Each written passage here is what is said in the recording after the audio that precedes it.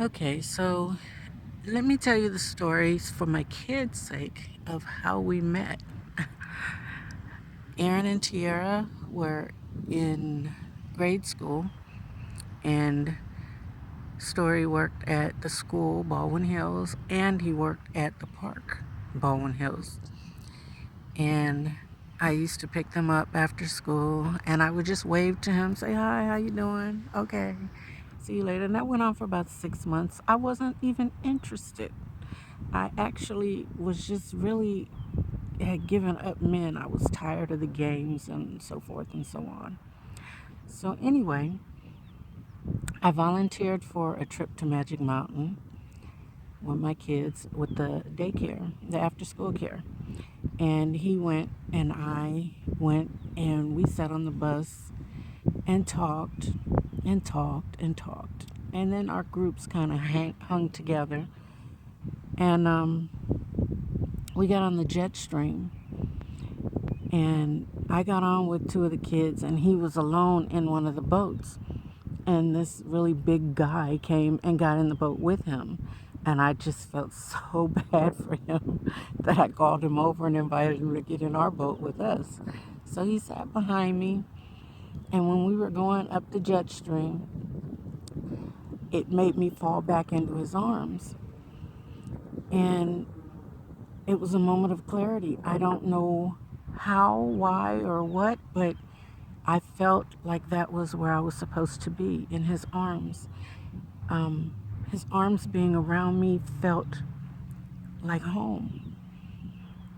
And when we got back, we hung out, of course, the rest of the trip to Magic Mountain. And when we got back to the bus at the park, we exchanged numbers, and he called me that night, and we talked until the sun came up and he had to go to work. It must have been 8 hours straight.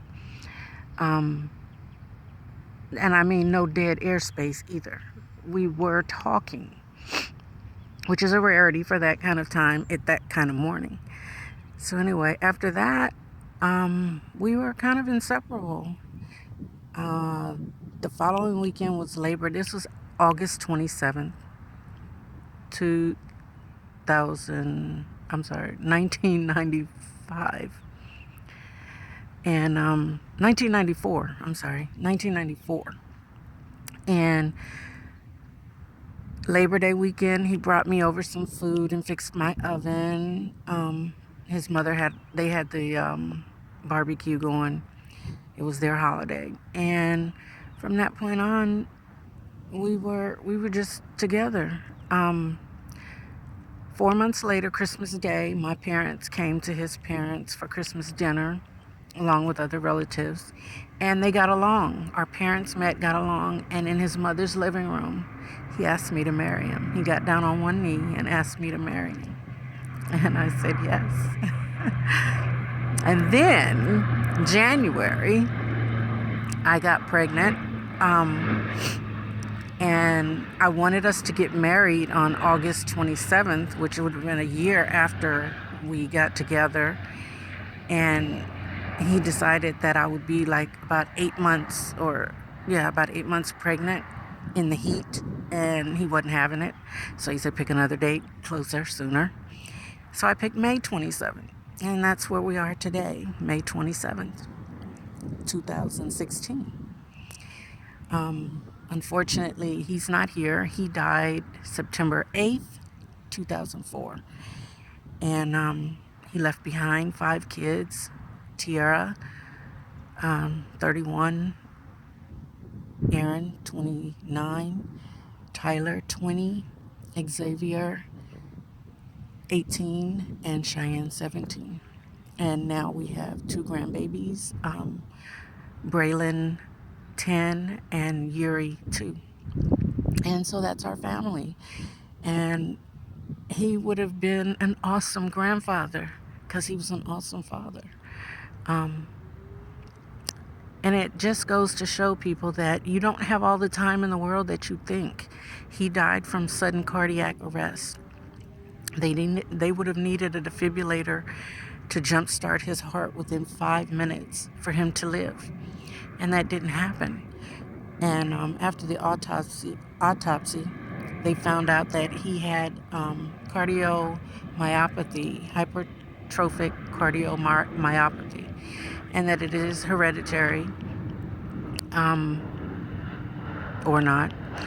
But my saying to all the men out there is that you need to be going to the doctors. You need to stop stressing, because these things are black men. You don't go to the doctors enough. You don't get checked out enough. And you just were seasoned and trained to hold your feelings in. You can't cry. You can't feel bad. Just get over it. Suck it up. All of this. And it's nonsense, because it eats your insides. It eats it away and kills you. Our men, our black men, are dying younger, to me, than any other race, and are under more stress and scrutiny than any other race. So please take care of yourselves, I beg of you. And women, stop stressing over the little stuff, because if something happens to them, you'll wish you didn't.